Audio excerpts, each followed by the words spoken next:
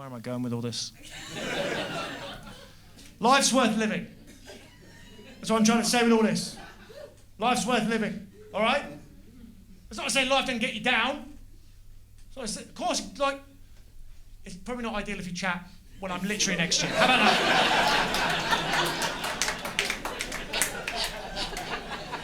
It's probably not ideal if I'm literally here.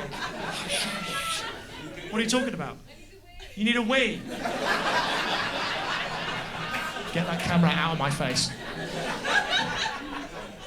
Go. No, don't apologise. Go.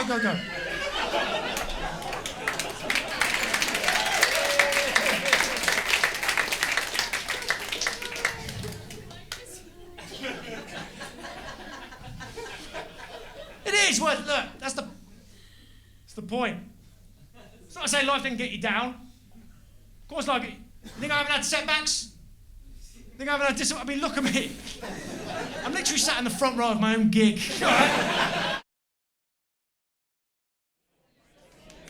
People of Bristol, put your hands together and welcome to the stage, Sean McLoughlin!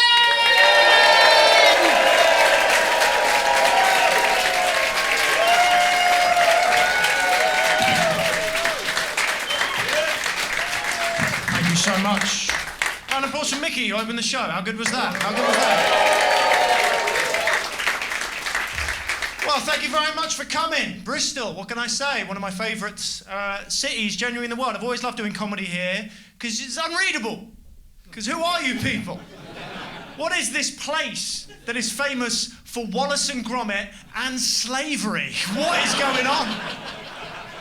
That's a hell of a Venn diagram, I don't know. I'm Sean McLoughlin. It is really good to be here. I mean, look, just to let you know straight off the bat, I'm not going to do any of the heavy shit tonight, okay? Like, we've had a lot of bad years in this country. The last couple of years, we've lost a lot. I'm not going to talk about any of that because, frankly, I don't think comedians should be talking about it. I'm not ready to laugh yet, okay? I'm not ready. We've lost a lot in this country. We've lost a Top Shop, gone. All right? Debenhams, gone. Yet somehow, against all odds, W.H. Smith hangs in there. I mean, what is the fucking hold-up on this bankruptcy? What needs to happen for this cockroach to die? It's the worst shop in Britain, isn't it, W.H. Smith? It's got to be the worst shop in Britain. I don't know about you, I only go in there if I need a private place to fart. Right, I hate it. Hate W.H. Smith, I hate everything about it. Hate the colour scheme, it's all blue, it's like you're being waterboarded. I hate the staff, they're all ugly. Can we admit this? They're all ugly, something's going on.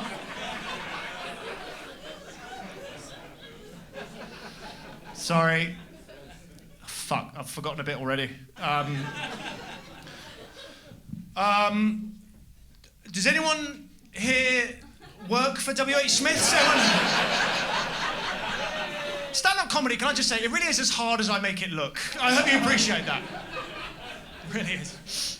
No, it is good to be here. 15 years I've been a comedian this year, 15 years. My big tour to celebrate 15 years as a comedian, 15 years.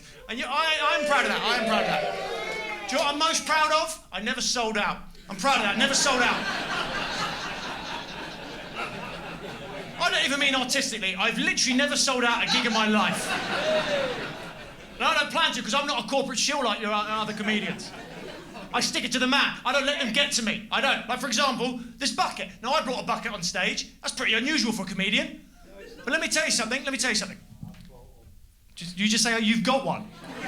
Listen, fuck it. Just to let you know, if you're watching at home, there are meth heads in the audience.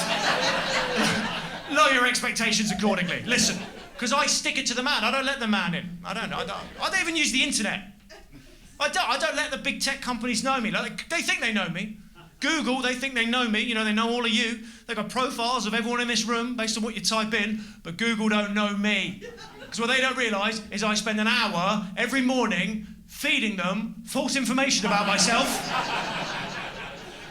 It's the only way to win in this life. Every time I have a genuine question I need to ask Google, I ask 5 buffer questions I have absolutely no interest in, just to put those sluts off the set, right?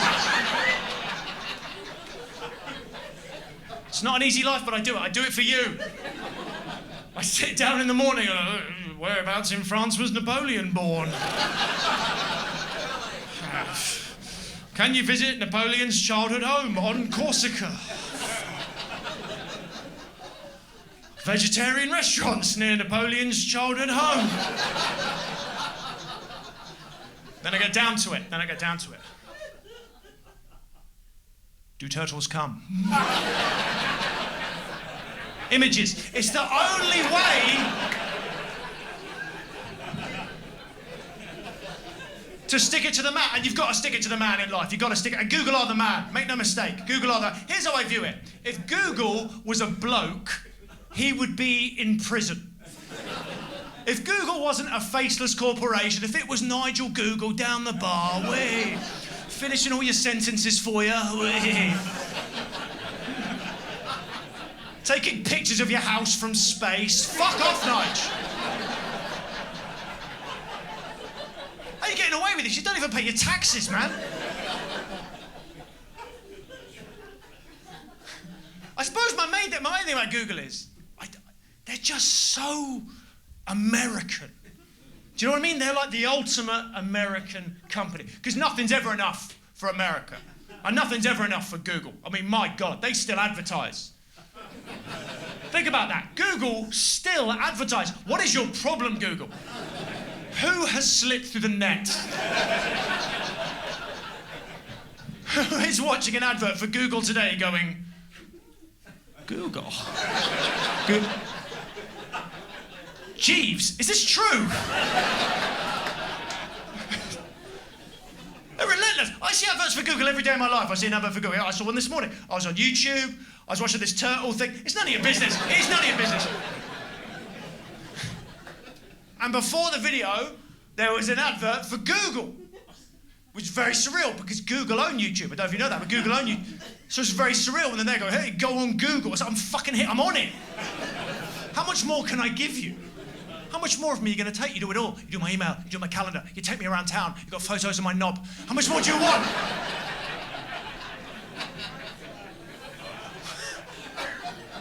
But that's America. That's America. Nothing's ever enough for America. There is an American flag on the moon. There is an American flag on the moon. If there's one thing in life that can't be claimed, surely it's the moon. But no, moon's American.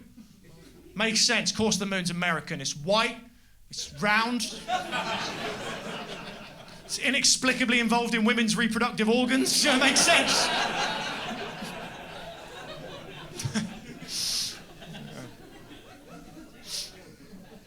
Nothing against Americans, by the way, if you've got any Americans in. I don't know if we do. Nothing against Americans. I love Americans. How could I hate Americans? My wife is Canadian. So there you go. And Americans and Canadians are the same. As you know, they're the same. Oh, they are. And anyone who tells you otherwise is trying to sell you maple syrup. All right? I am married, though. That's true. I'm married. Very happily married. Very happily married. That might be a surprise. Yeah, might be a surprise to some of you. I do give off what one police officer described as an extremely divorced energy.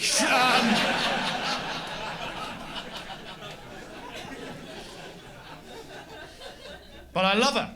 I fucking love my wife so much. This is stand-up comedy. I don't want to get too cornball. Genuinely, I'm going to be sad when she leaves me. Like, which she must. She must. Not because I'm a bad husband, but my wife is better than me. And if you're better than someone, you leave them. You agree with that? No. Hard no. For the people that there's a lot of wives and girlfriends in the room going, what? Was that an option? Yeah, it was. I don't think that's a controversial statement. If you're better than someone, you leave them. I've had ex-girlfriends in the past. They left me. They were better than me. My last girlfriend before I met my wife, I left. I was better than her. No, it's really hard talking about people in that way, but she's the worst person who ever lived. I am better than that. Like I would describe my ex-girlfriend sort of morally, I would say she was Saddam Hussein, but if he really leaned into it. Like if he really... Like she used to say this a lot. She used to say, if you can't handle me at my worst, you don't deserve me at my best. Which, first of all, twat alert, missed it. It's such a shit phrase. I never got that phrase. If you can't handle me at my worst, you don't deserve me at my best. Because your worst and your best are linked.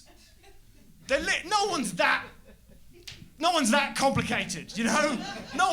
We're all pretty simple at the end of the day. You know, no one's kicking puppies on a Tuesday, curing cancer on a Wednesday. You're all pretty...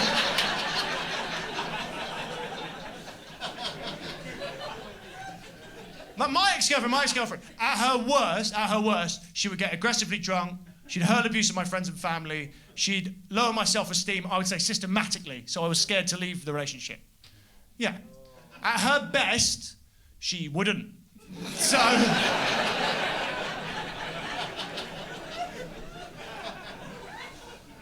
So I left, as my wife must leave me. And I love my wife. I want to be good enough for my wife, but she deserves the best, and I'm not the best. She deserves a husband to be proud of. A husband to go, look at my husband. Look at those teeth, my God. You know, his laptop case isn't just a pizza box. Instead, what has she got? This is my husband. He's an unknown comedian. He used a debit card to cut my birthday cake. 4 years ago, he accidentally took ecstasy because he thought it was ibuprofen. That's not even a fucking joke, right? I'll tell you the story. We'd had a couple friends round. There was a bit of a mix-up. I double-dropped pills at 9:30 on a Sunday morning. Do you have any idea? I came up in home base.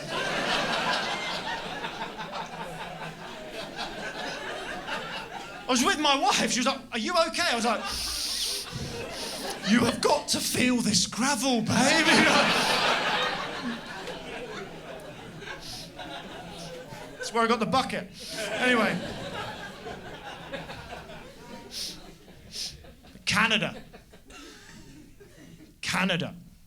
Very appealing country, isn't it, Canada? Very appealing country, very romantic. I think I might move over there, that's the truth. I think I might move over there. I'm thinking of it. It's a great country. Do you know what? Because they got standards over there. They got standards in Canada. Like, I flew out of Ottawa International Airport a couple of Christmases ago. It was minus 30 degrees.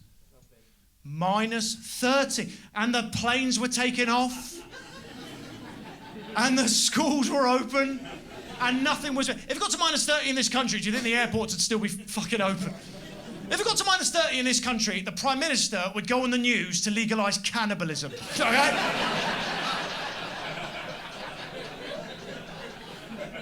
Minus 30 degrees, and the planes were taking off. I was on a train in the Midlands last week that got cancelled because there was Dairy Lee on the tracks, okay?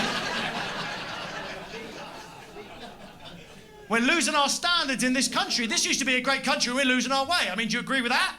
Yeah. We need to be more like the French. Do you agree with that? No one ever says yes. I did this show in Paris last month. Even they were like, I don't know, man. I don't know. I genuinely love the French. I love that everything I've ever wanted to be is a French person. I say that sincerely, with all my heart. They're thoughtful. They're philosophical. They drink red wine to numb the gonorrhea. Ooh la la. And as soon as things get even a little bit difficult, they just fucking quit. I mean, God, don't you wish you had that in your locker as an English person? And I'm not saying that to be cheap, by the way. The French are rebels. They're revolutionaries. It's in their blood. It's in their history. We don't know how to quit. We don't know how to quit. I hear English people say this a lot. I've never quit anything in my life. People say that here. I've never quit anything in my life. They say it like it isn't the most psychopathic thing that a human being can say. You never quit anything. I've never quit anything. I finished every meal I've ever started. I've still got all my shares in Woolworths. God save the king.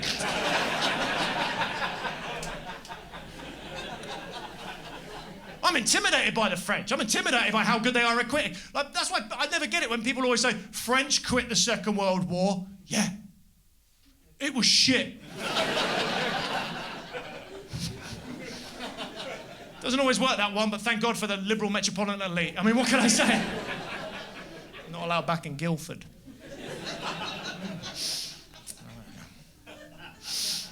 I'm not saying this to be inflammatory, by the way. I'm not saying this to be inflammatory. I worry about us. I worry because the future's not about us.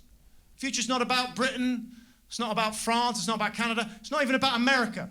This is the century of China and India These are the two superpowers of the new age. And I don't think we stand a chance against these countries. I don't think we do. Their standards are way too high. Especially China. Give me a cheer if you remember the 2008 Beijing Olympics. Give me a cheer. Do you remember the opening ceremony? Do you remember the most incredible thing anyone had ever seen in their lives? Honestly, if you think this has been good, you wait till you go home and you watch that, okay? I am talking 5,000 soldiers doing flips at the same time. People running upside down, in the air, no wire. Women giving birth on stage to babies that were already dressed and knew the choreography. It was astonishing. And every newspaper in Britain the next day had the same question. How did they do that? How did they do that? Do you think they were asking that in China about our opening ceremony in 2012? Be honest. Do you think they were saying, how did they do that when Dizzy Rascals sang Bonkers? Do you think?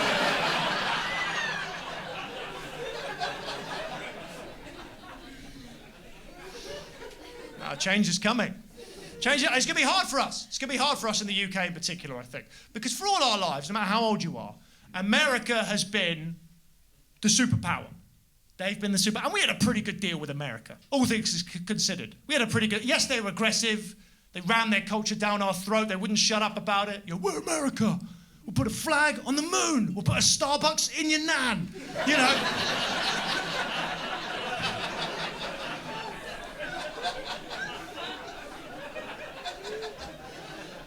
They ran their culture down our throat. But the inconvenient truth was always this. They had a big old army that killed our enemies. I mean, that was the whole deal, wasn't it? That was the whole arrangement. Just keep me safe. I'll keep pretending Tom Cruise is attractive. Come on!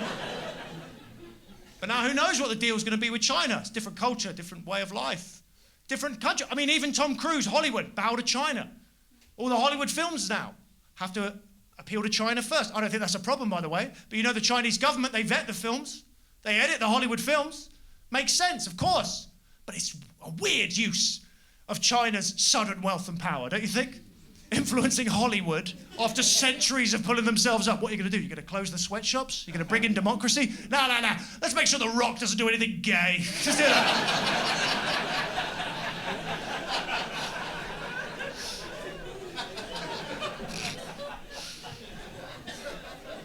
I mean, they're in this room right now. If I think about it, they're in this room. This is my phone. It's my phone. It's a Huawei.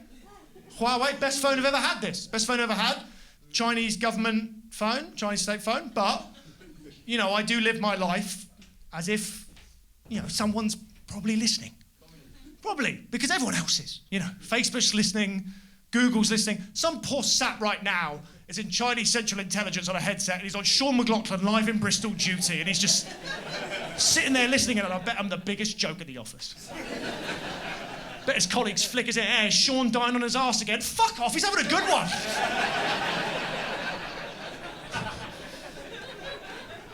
No, it's a big night for him. He's a bit nervous. Mixed crowd in terms of age and ability. No offence. He's making it work.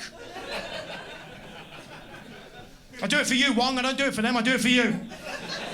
You're there every gig, not these fucking Johnny-come-latelys.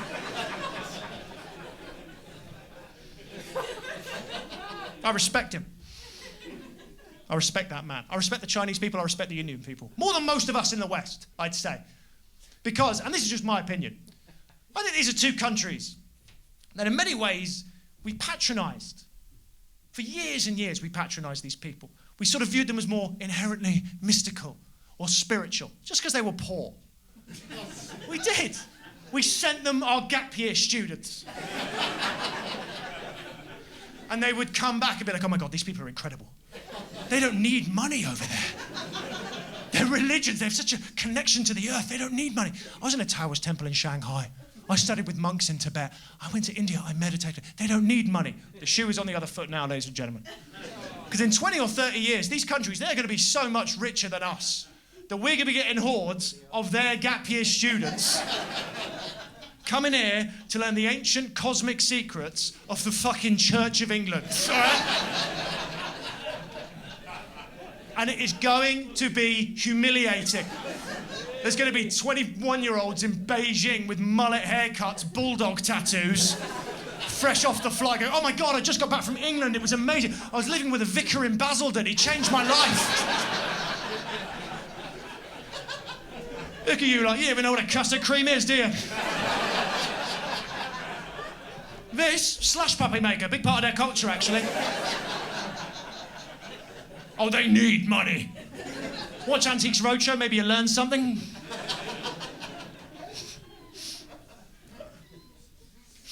I got no beef, obviously. I think it's a good thing. Change is a good thing, especially for these countries. I mean, we have to embrace it. I mean, these are populations that have been in poverty for generations.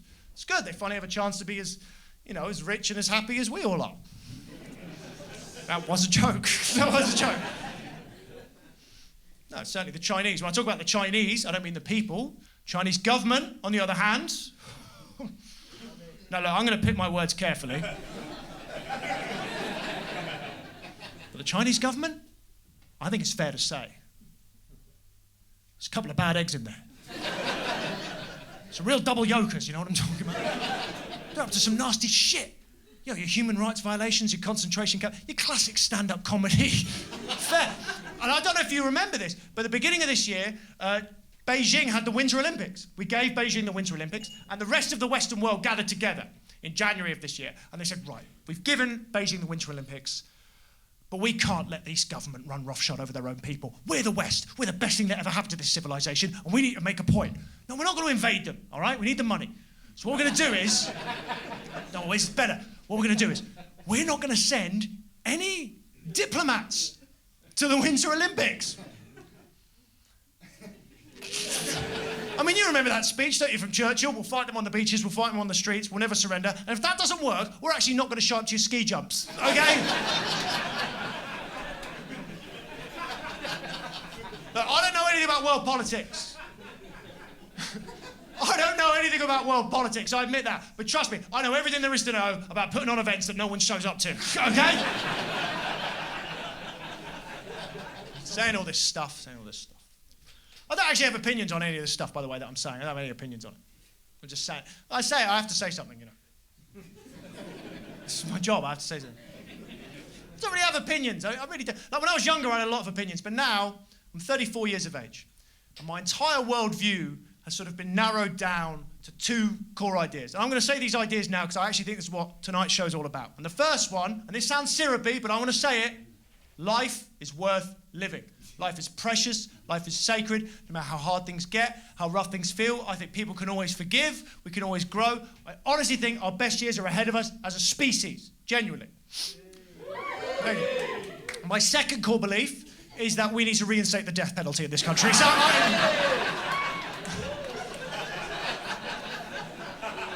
I guess I'm a complicated guy, I guess.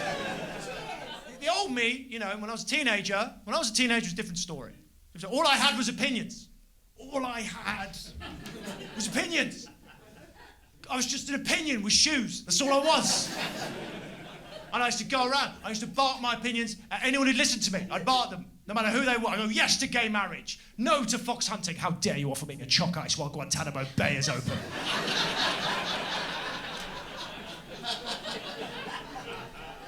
Because I was a rebel. You see, I was a revolutionary. You know? I wanted to change the world like a lot of teenagers. I thought that's what I was put on this earth to do. I had the spirit of Che Guevara. I had the body of Jar Jar Binks. I was the complete package.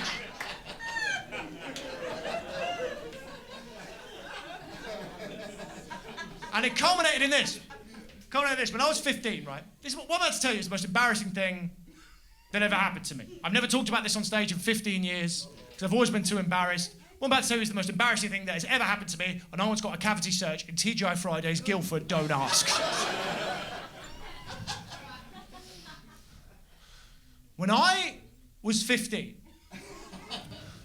please hear me out, I genuinely ran for office to try and become the Brighton and Hove representative in the UK Youth Parliament. It's quite a sad thing I just told you. Just to give you some more tragic context, I wasn't even a virgin at the time, okay? By 15, I was actually widely considered one of the best fingerers in the county, okay? No, genuinely, I had a girlfriend. I didn't need to do any of this stuff.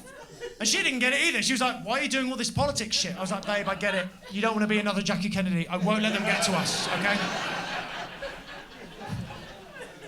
But I'm not joking. For 6 months of my 15th year, I turned up to school every day. I was like a little Bill Clinton, running for office. Hair on the side parting. I'd kiss any baby that'd have me. You know, started wearing Lynx Phoenix instead of Lynx Africa. It's more presidential. Prove me wrong. And the centerpiece of my campaign was this. The centerpiece of my campaign was I had to deliver my manifesto to my entire school, 1,800 people. I had to deliver my manifesto. Now, let me tell you, I did not go to a private school. You know, we weren't really used to students standing up, talking about the issues of the day. What we were more used to was men from the council standing up and telling us why there were so many dead dogs on the playgrounds, okay? But I went out there and I delivered my manifesto. And it was radical, yes, but personal, yeah? Number one, end the war in Iraq. Yeah. Red line for me. Number two, lower the age of consent. Now, I did get pushback on that. I got pushback on that. The focus groups let you down sometimes. It's not a perfect system, democracy.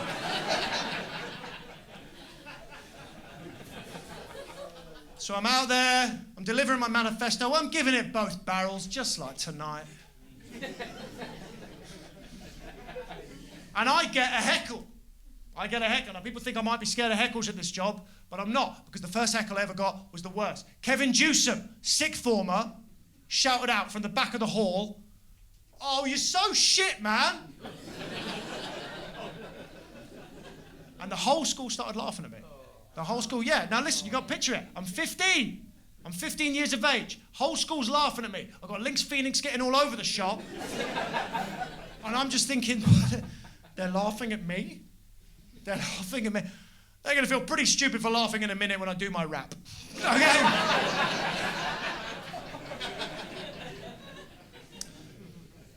I'm Sean McLoughlin, and I'm here to say, you got to get them kids out Guantanamo Bay. I'm not an idiot, like I know how it works.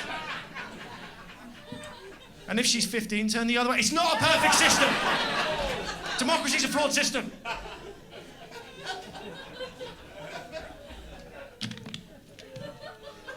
You have to stop cheering every time I drink a water. Oh, God.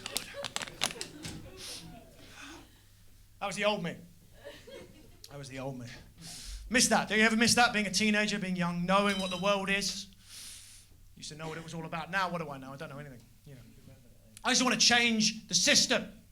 But now, I am the system. Because I tell you this right now, 34 years of age, and for the first time in my life, I'm on the grid. I'm on the grid, you hear me? 4 or 5 years ago, I was like you lot. I was feckless. I was grubby, you know? I was looking for a dark attic in Bristol on a Thursday night where a sort of enchanted scarecrow could scream at me for a little bit. But now, I'm on the grid, you hear me? I'm in the system. I got a car, I got a wife, I got tickets to see Dido next year. I'm in the system. I'm taking my bins out every Sunday like a Mormon. I'm keeping up with the Joneses. I'm going to the bank. I've never been to the bank before, and I ask you this, is there anywhere in this society that makes you feel less welcome than the fucking bank? Is there every time I go in there? Have you got online banking? Have you got online banking? Is that Play-Doh in your hair? Have you got online banking? I've got a check. I can't do that online. I've got a check. Well, you can use the machine if you want for the check. I don't want to use the machine. I'm a person. Also, it's got coleslaw on it. So just let me... It's reparations from TGI Fridays Guildford. Don't ask. No, I'm on the grid, you hear me? Keeping up with the Joneses, taking my bins out. And you got to keep up with the Joneses. You got to keep up. I never used to care. I never used to care what other people thought of me. But now I'm doing okay. You have to prove that you're doing okay. Like I asked a friend of mine. I said, well, what do I do to prove to my neighbours I'm not an absolute piece of shit? And he said, you've got to subscribe to this thing. It's called Oddbox. Right. Now, give me a cheer if you know what Oddbox is. Yeah. Are you a subscriber, any of you? No. Fair enough. Well, for those of you who don't know, I'm going to explain it. Just let you know in advance, you're going to be overwhelmed that anyone on this earth is so gullible as to sign up for this shit. Okay? So here it is. Throughout human history, farmers grew fruits and vegetables that was so disgusting, so misshapen and grotesque, no human being would buy them, no supermarket would stock them. They were thrown in a pit where they belonged. Then about 4 or 5 years ago, some bright spark had an idea.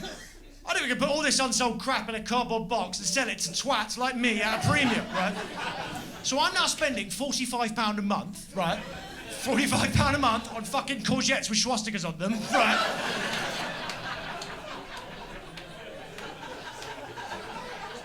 Onions that are anti-Semitic when I cut into. I don't know what to do. I'm trapped. I'm trapped because they've built the perfect business. It's precision engineered for weeders like me. Because how can you complain? How can you complain? How can you complain to a company that admits their product is unsellable? How can you complain? How are they the problem and not me? Call them up, go, hey, I got a really bad odd box today. Oh, well done us. Thank you so much. I mean,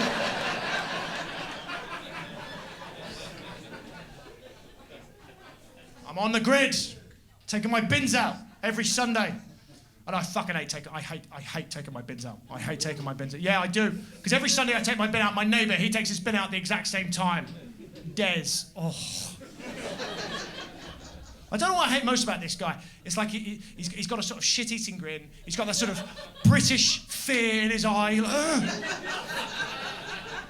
you know what I mean? He does this a lot. He does this. He goes, what? Well, it's a thing that I think particularly English males seem to do this a lot. They just go, oh, another weekend gone. What? What is that? I've been trying to figure out what that means. I think I figured it out. I think it means, used to have an empire, now I'm scared of sex. I think it's that. But he's yapping at me, he's talking about his life. I don't listen to a word. I just think. I just go, come on, Des, come on. Propose a fight club. Come on, let's. Because I want to feel something in this life. Because I want to quit the grid. But I can't quit the grid. I can't quit. Because at the end of the day, my wife needs a visa. And you have to have your shit together to get a spousal visa in this country. I didn't know that. I thought it'd be easy. I was naive. I thought it'd be enough to just get married, just say to the government, hey, look, we're married. Let her in. No, this is what you have to do. You have to prove to the government that you're in love. Kind of Kafka-esque situation, isn't it? Kind of Kafka-esque. And they set the terms. They set the terms. So they basically say, right, in order to prove to us that you're in love, you need to send us all of your bank statements. Yeah. All of your holiday photos, and genuinely, all of your WhatsApp conversations to the government. Yeah, let me tell you something. Me and my wife's WhatsApp conversations would never imply that we're in love, okay? She called me a paedophile on our wedding day.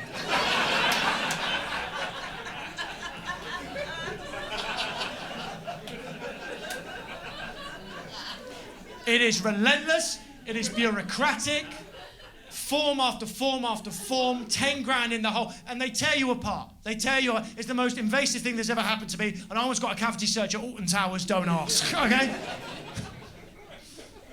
And here's the thing, right, and actually, I would like to ask you something about it. Has anyone here ever gone through this? Anyone here ever tried to get a spousal visa? Oh, you have. Hi. What's your name? Vic. Vic, how you doing, Vic? Were you the Brit? I'm Brit. He's the American. He's the American. Hey, how you doing? What's your name, sir? Tim. Good to have you, Tim. Tim and Vic.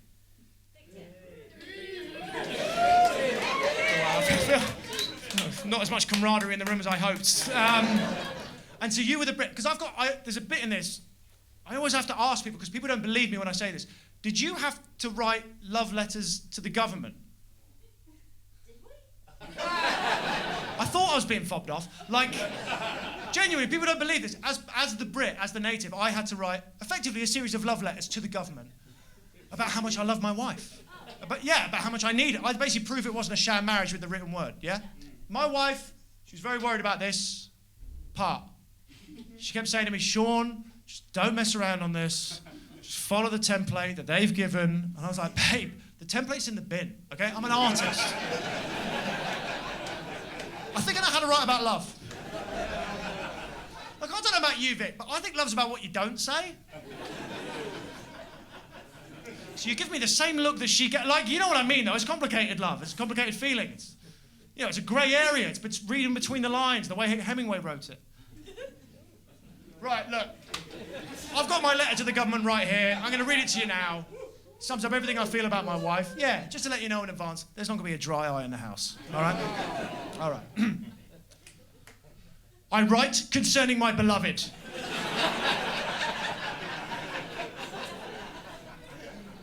At dusk, she fries haddock. The memory of my dog fades. And that's love. I mean, that's love.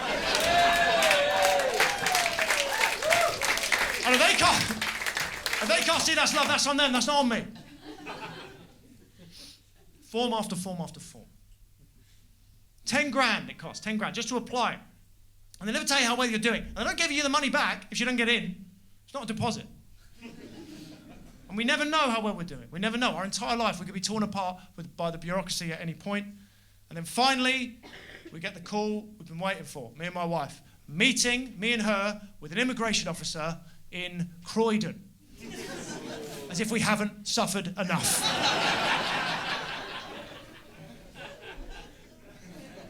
And the woman we met was really nice. She was a really nice lady. She was really nice. And she said this. She kept saying, look, I know it's hard. I know it's frustrating. But you have to look at it from our point of view. We're the British government. And we're just trying to stop sham marriages. And at this, my wife actually spoke up. She said, can I just ask, what do you mean by sham marriage? We keep hearing this phrase, sham marriage. What is a sham marriage? And the woman said, well, a sham marriage would be like, for example, you two got married just so she could stay in the country.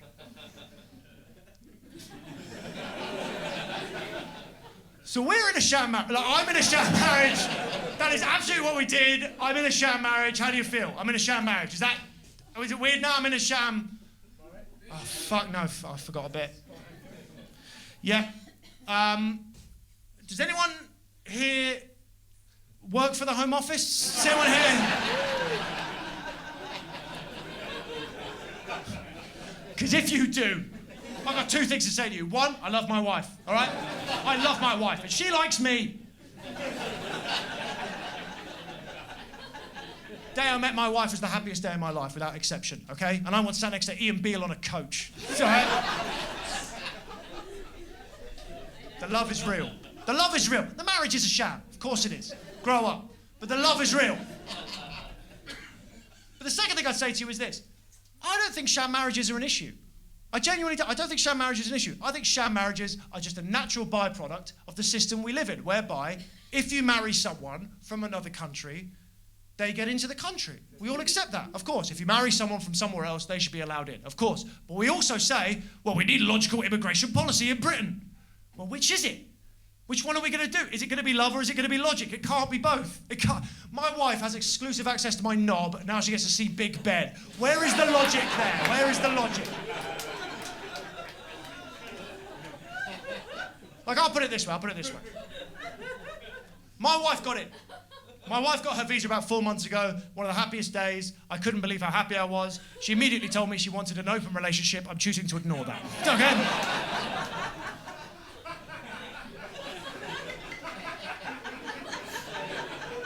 But I was happy because I love her. That's why I was happy. But if you want me to lose that love, if you want me to turn the love off, turn off that emotional side and look at us purely through logic, genuinely, I don't say this lightly, why should she get in? Why should she get in? I'd never say this in front of my wife, but genuinely, she brings nothing to this country. She brings nothing. She has no skills. She's not even particularly nice, if I'm honest. It's not like she's some Anglophile who loves our culture, but we're watching Peaky Blinders at the moment, right? She thinks it was set in the 1980s, so she doesn't get it. But she gets in. She gets in straight away. Why? Because we love each other. But you love each other, so she must get in, and that's really nice, but it's weird. You can't get into a nightclub because you're in love with someone in there, you know? And I've tried. You've got to let me in, mate. I'm in love with Fatboy Slim. We all want logic. We all want logic in this country, but the truth is there'll never be logic. There'll never be logic because we're emotional creatures and we run this show, and so it's chaos out there. And it is chaos out there, make no mistake. They sell matches in petrol stations. It's chaos out there. They don't even ask you what you're going to do with them. I'd ask, wouldn't you ask? I'd ask. You're not going to blow this whole place up right now, are you?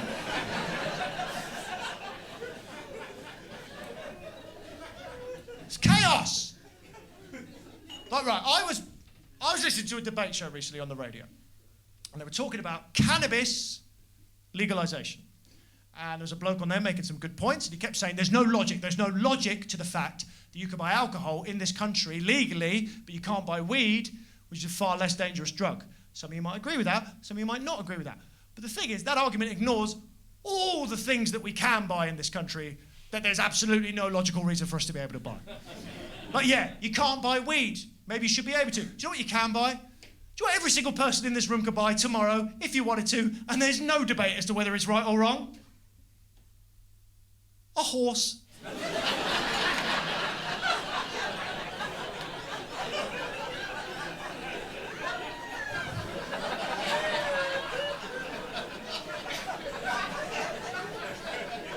You've taken that very well as an audience, I've got to say. You've taken that very well. You know what a horse is, right, fella? You know what a horse is? Massive furry van with no respect for human life. You know what a horse is? Stand behind it, kicks in the head, you're just dead instantly. And you can just buy one. Isn't that weird? Anyone can buy a horse. Anyone can buy a horse. Weed is cheaper, though. Pardon? Weed is a bit cheaper. Weed is a bit cheaper. Great moment for you to pop up, sir. Cheers. I mean, right, you think weed's cheaper? Oh, think about that. To be honest, look, you might not believe me, first of all, that you can just buy a horse. You probably don't believe me that you can just buy a horse. I didn't. I wrote this joke. I was like, come on, Sean. Come on, you can't just buy a horse. You've got to need land or permits or something like that. So I went on the RSPCA website, Royal Society for the Prevention of Cruelty to Animals. Right? And according to the RSPCA, not only can you genuinely just buy a horse, right?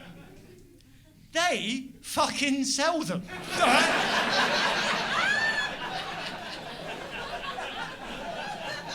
I am not making this up.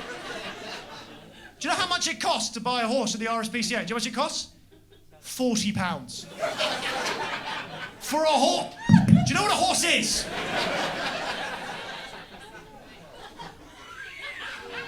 When word gets out that it's £40 a horse, things are going to change in this country fast. I mean, for a start, Uber are finished. It's over. It's done. You think Friday nights are rough as it is? You wait till every stag do in the country's got a steed dressed as a minion, all right?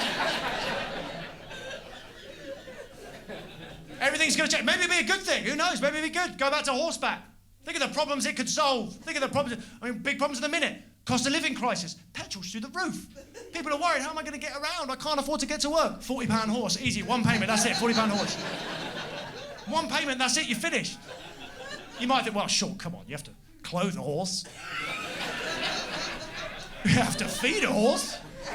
Here's the thing with a £40 horse. No, you don't.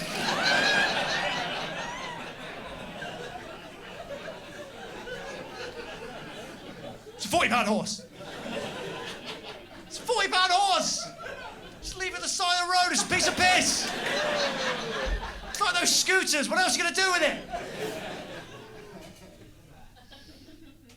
We're all emotional. That's the point I'm trying to say. We're all emotional creatures. Yet we live in a society that only functions with rigid, unemotional systems. And that's a big problem for us, I think. That's a big problem. You know, it's a source of a lot of tension.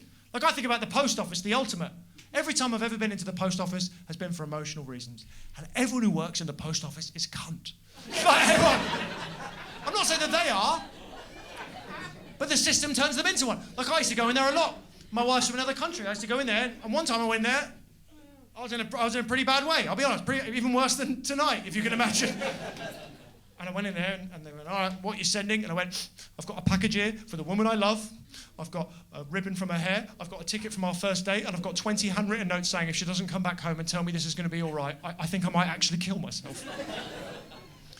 All right, weigh it.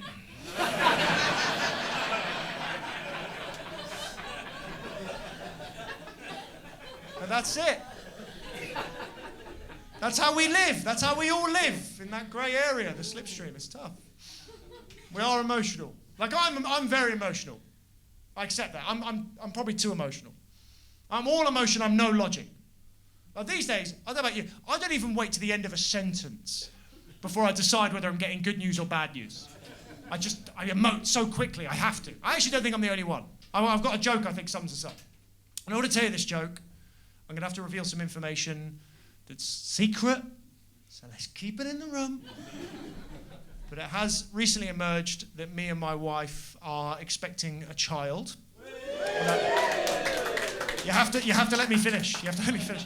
We're expecting a child to make some pretty serious accusations against me.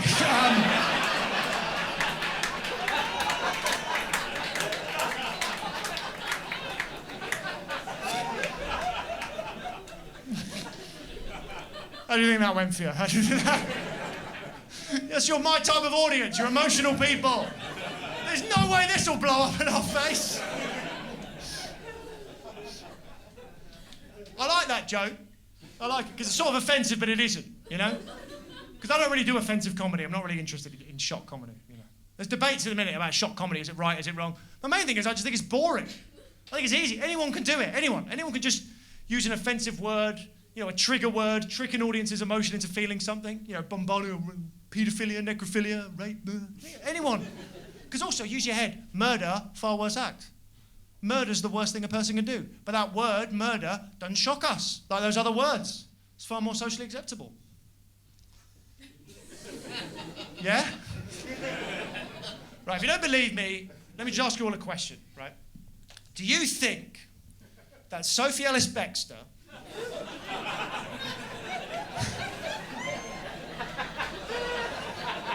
would have had anywhere near the level of success that she had if she'd released a single called Paedophilia on the Dance Floor? Like,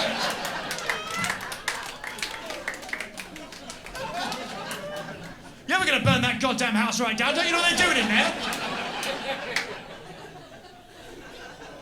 Certainly don't think Agatha Christie was ever going to write a Poirot novel called Necrophilia on the Orient Express. What's the twist? You all fucked him? Is that the twist?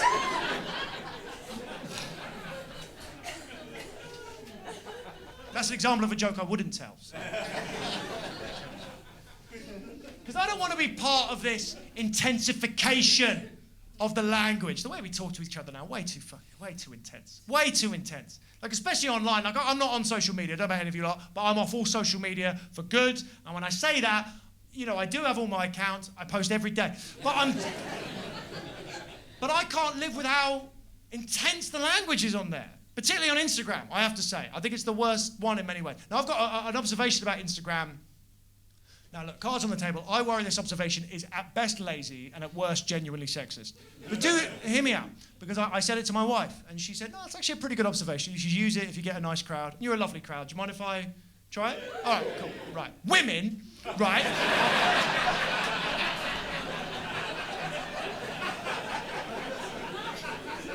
Hear me out.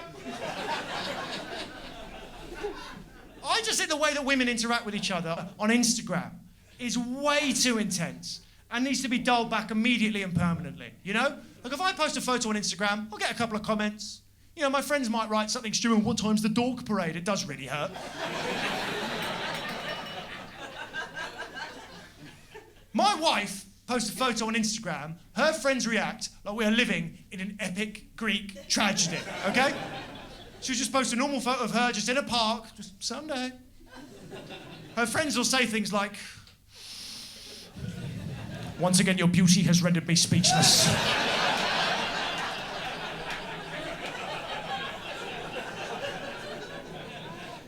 I will place a dagger in my heart if you do not tell me where you got thine dungarees.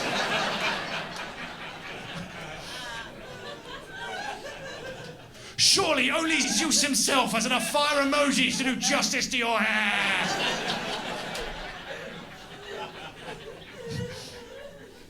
Bit of fun. That's why I'm off it. Trying to be the social medias. It's hard, isn't it? Because it's addictive. That's the point. They build it to be addictive. And it's media. We forget about that bit. It's still media. It's like a news source.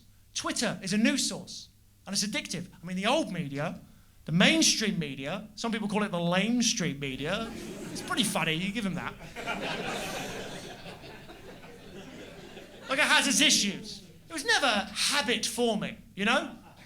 Like, I've never had a homeless person run up to me in the street and go, hey man, you got a fucking copy of the Times? Like, you shouldn't be addicted to the news, is the point I'm trying to say. And the newspapers in general, the physical newspapers, I don't know. I think we're going to miss them.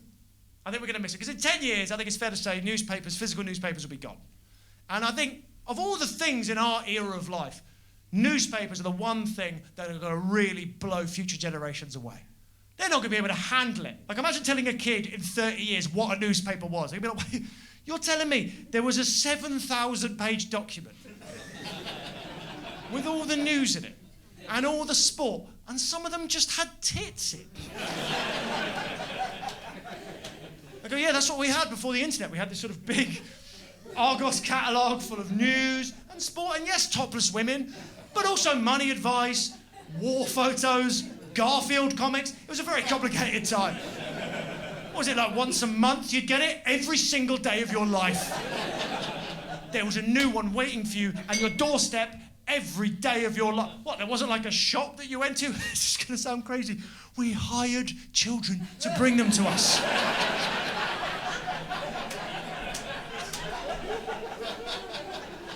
I don't know how any of it was legal, to be honest.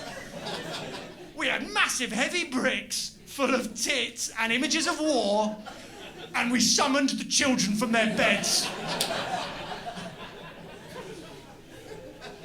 Future generations are going to view paperboys the way that we view chimney sweeps. Let that one knock around in there for a bit. But even then, you know, I say that, you know, newspapers, everyone thinks newspapers were perfect, maybe. Newspapers weren't perfect. Of course they weren't. They still lied. They still had agendas. They were owned by people who tried to tell us things. That's why I always loved the BBC. I always loved the BBC. The good old British broadcasting... Because the BBC, right? The BBC was impartial. That was the point. Showed both sides of the story. These days, I don't know about you, I think the BBC's a bit too impartial. I think they're spooked. I think they're showing two sides of stories, but there are no two sides. I mean, there's still a right and a wrong in this world. You agree with that? There's still a right and a wrong? Yeah, of course. Like, I met a woman in Portsmouth recently. She ate sandwiches with a spoon. That's wrong.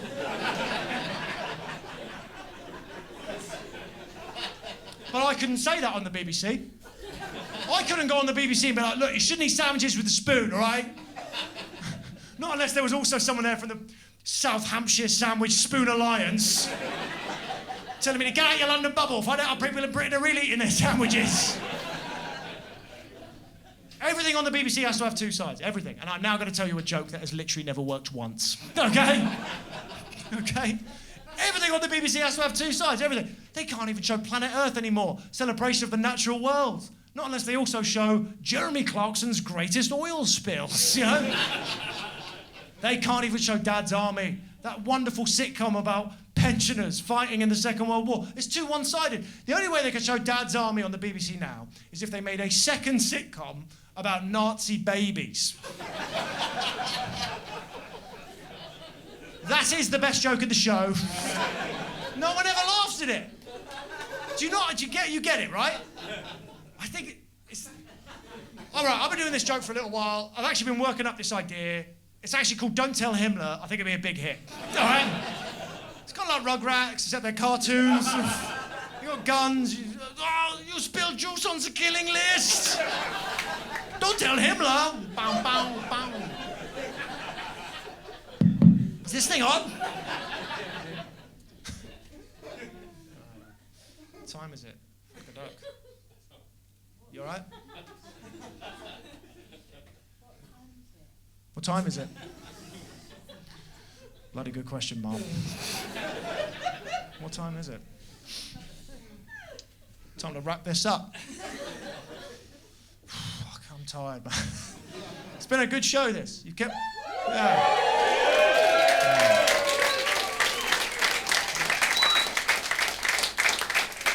Is there no one sitting there, right?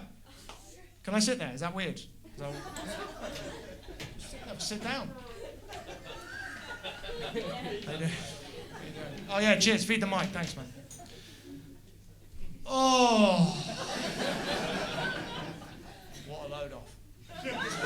How you doing?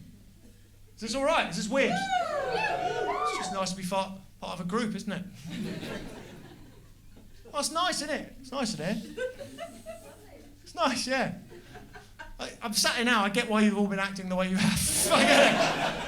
I get it. You know. Ah!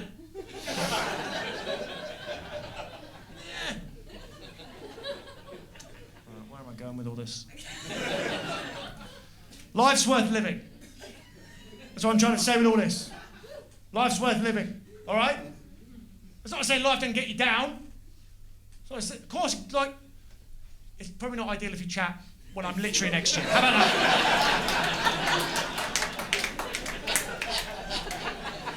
It's probably not ideal if I'm literally here. What are you talking about? You need a wee. Get that camera out of my face. Go. No, don't apologise. Go.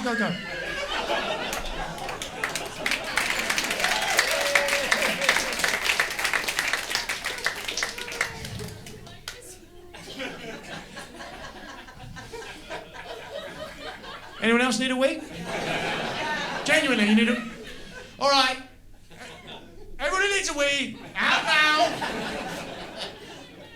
You can go if you need it. How desperate are you? Are you sure? All right, great. Thank you. Does she actually need a wee, or is she not coming back? She does need a wee. Yeah, good. How are you? You enjoying the show? I notice you've kept your coat on the whole time. It hasn't filled me with much confidence.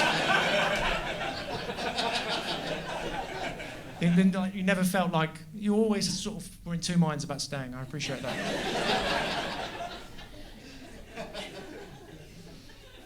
Life's worth living. Fucking hell. It is worth... Look, that's the point. It's not to say life didn't get you down. Of course, like... You think I haven't had setbacks? Think I haven't had I mean, look at me. I'm literally sat in the front row of my own gig.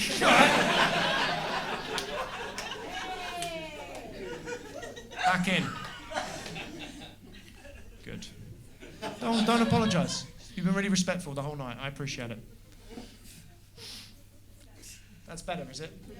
I don't need a blow-by-blow analysis of it.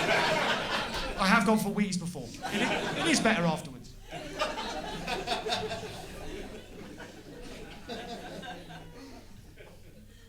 Do you think, life's worth living? That's the point I'm trying to make. You get that? You get setbacks in life, but that's what... Look, I've had every setback you can imagine, all right? Laughed at the BBC for pitching Don't Tell Himmler. Laughed. Losing the UK Youth Parliament election. I lost it. Joe, I lost it to Sarah Snedden. What? Do you know what main policy was? More water fountains. She didn't mention Iraq War once. I mean, that's a coward. That is a coward. When I found out she won, I couldn't believe it. I was like, what? Sarah Snedden? Didn't even know she went to school locally. Must be a pretty long commute, given she lives in Dick Cheney's pocket.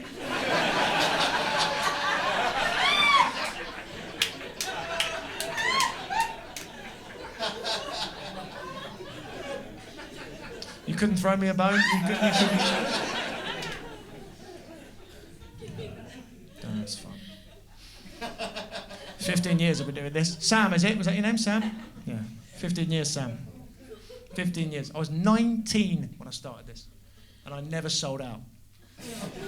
Proud of that, Sam. Never sold out. Never sold out. And I could have done it. I was offered everything. They offered me the world. Offered me Netflix. I spat in their face. Going, I'm not doing Netflix. You kidding me? I don't let big tech in. Hen and chicken. That's my Netflix.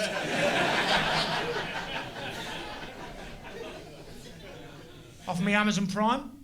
Would you want to do something on Prime Video? No, I don't. Do you know why? Because I'm a fucking artist, okay?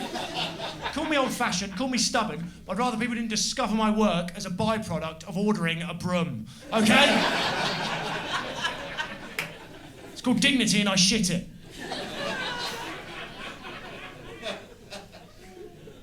"19 when I started. How old are you, Sam? Do you mind me asking? 27. My God. I was doing this when I was 19. I had nothing, Sam. I had nothing. I had no friends, I had no qualifications, I had no connections. I just pounded the pavement every day because I just wanted to connect with people. I was angry, I was horny. I was an incel, Sam, I admit that. But I had a heart of gold. And I just wanted to do this. That's all I wanted to. I just wanted to connect with you people. I think that's what this show's actually about, the connection. That's what life's about. It's hard sometimes. I've never been that good at connecting with people. That's all I wanted to do was this. But I couldn't. For years, I had to work for the man in a call centre. I hated that job. I hated working for the man because I didn't want to do that. I didn't want to work in a call centre. I didn't want to say the same scripted words over and over again to bemuse strangers. You know, I want to... Thank you for laughing when they don't. It's so weird.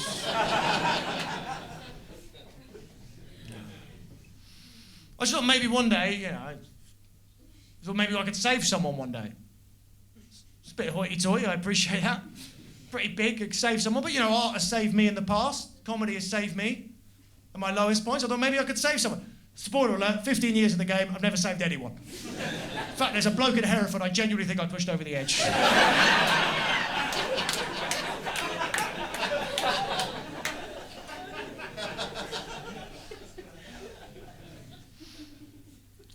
She's asleep.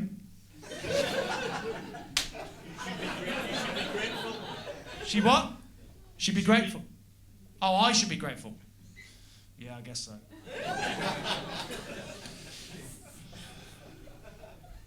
What do you do, Sam? Do you mind me asking? I'm a student mental health nurse. Mental health nurse.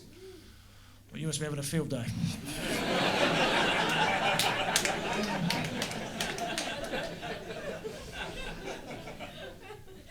I'll wrap this up. What's this all about? What's this show all about? You and how good you are.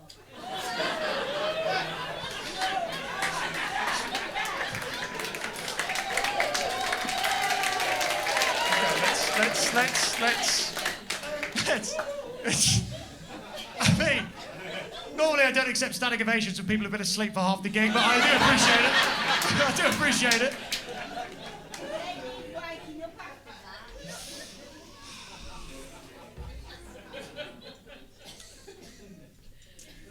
What do we know? I don't know. What do I know? What do I know? Shh. I love it. The audience is now policing itself. Do you think this happens for Michael McIntyre? Do you think when Michael McIntyre's recording his shows, he's got audience going, will you shut the fuck up? What was that, Michael? Flandraw? Was that fucking, you repeat that, Mike? We missed it. She's fucking bellowing next to me. Here's the point. What do I know? What do we know? What do we know? What do I know? I know I love my wife. That's all I know. I love my wife. Do you know how I know that? No one ever told me to love her. No one ever told me to love her. It's the only thing that's mine, you know? There was no billboard campaign. There was no hashtag. There was no algorithm pushing me that way.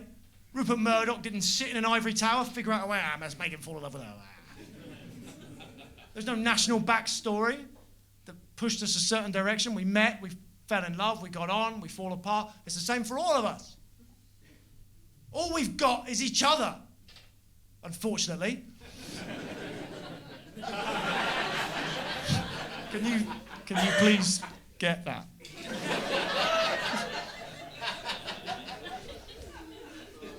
I don't know if you've ever given standing ovations, but they don't tend to be followed immediately by falling asleep.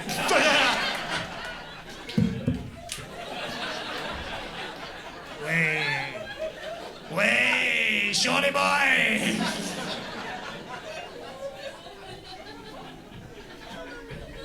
Do you know how much tonight cost me? Thousands. Don't worry about it.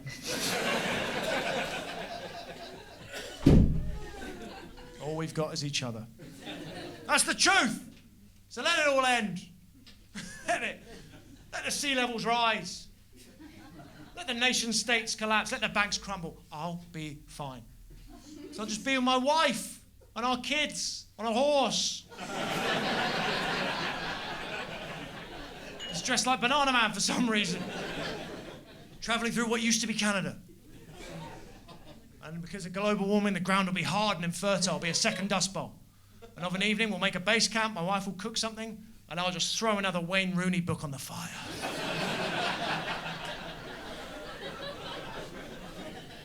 And sometimes when I'm in the right mood, I'll get the kids together. I'm going to go, oh, come on, Phil, come on, Wong. Come on. Come on, let me tell you about the old world. I'll be like, oh, I don't want to hear about newspapers again. It's not about newspapers this time, Phil. Fuck. Hate you. Phil is a prick. You find out why in a minute, but he's a prick.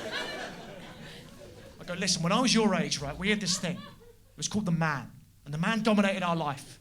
Everything we did was in service of the man. And in return, he paid us. He gave us money to keep us quiet. And we used that money to buy things you could never imagine. Cars, horses, pens, slush puppies, all the colours of the rainbow. Red, blue. We bought dog food. We bought flights to go around the world, meet new people, experience new cultures. But why would you go anywhere? Britain's for the British. Phil, you've got to wind it in, mate. You've got... So that's why. And then little Wong would be like, was it better in the old world, Daddy? Was it better in the old world? I'd be like, no, it wasn't better, Wong. It wasn't better. Because the man got too powerful. The man got too strong. He built countries and corporations and laws to keep us apart. Took away our creativity, took away our empathy, but I tell you the one thing you never took away from me, and that was my self-respect. Sorry, excuse me.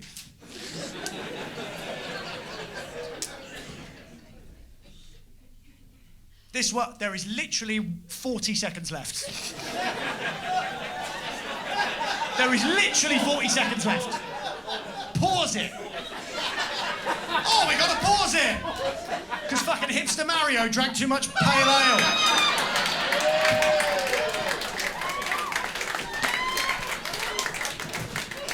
I hope you're all proud of yourself. Big night for me, this. Big night.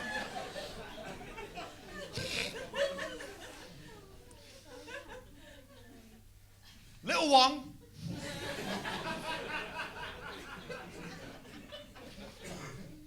Was it better in the old world? No, it wasn't better, Wong. No, it wasn't. Because the man got too powerful. Actually, I've done that bit.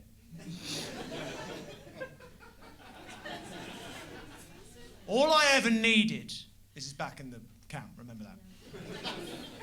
He's living in there rent-free, I'll give him that. He's got in there. All I ever needed was your mother. That's all I ever needed. And the man let all this other stuff get in the way. Now, all I've got is your mother, and that's all I need. And my wife will look at me, she'll have a tear in her eye. She'll be like, I love you too, honey. I'll be like, I fucking love you so much, babe. I'm such a good artist. You look so fit in those post-apocalyptic rags, babe. And we'll put the kids down to sleep. And we'll go for a walk, me and my wife. Every night, just go for a walk. The land is ours again. Look up at the moon. Now, under new management. My wife will just look at me every night. Just pop into WH Smith. Do we need anything?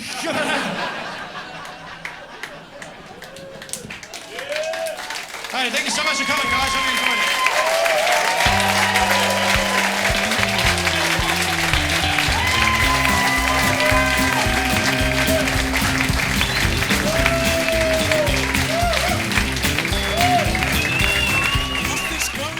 What's the recording going on?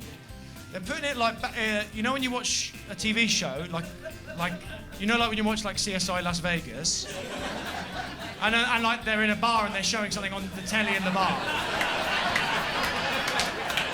That's what this is going on.